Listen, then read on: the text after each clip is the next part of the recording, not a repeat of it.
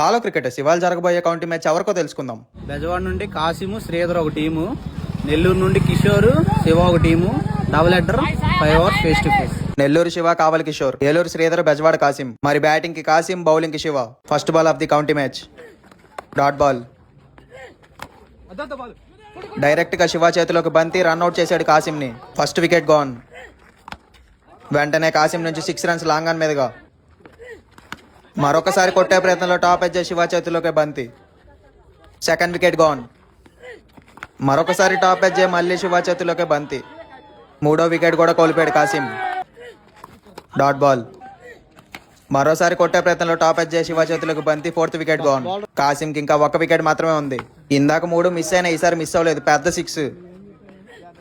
Dot ball. వెంటనే మళ్ళీ 6 కొట్టాడు కాసిం, పెద్దది. 6 తర్వాత సింపుల్ గా సింగిల్ తీశాడు. మళ్ళీ 6 కొట్టే ప్రయత్నంలో లాంగ్ ఆన్ ఫీల్డర్ చేతుల్లో కొట్టి ఆల్అౌట్ అయ్యాడు కాసిం. అన్న టార్గెట్ ఎంత?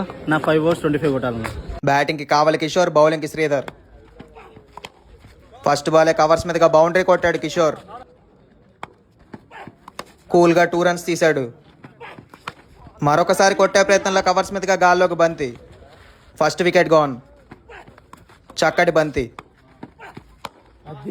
లాంగ్ ఆఫ్ మీదుగా 1 పరుగు.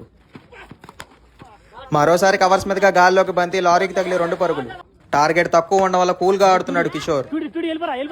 సులభంగా మరొక 2 పరుగులు తీసుకున్నారు. మరోసారి ఆఫ్ స్టంప్ మీదుగా లారీ వైపు బంతి, 4 runs.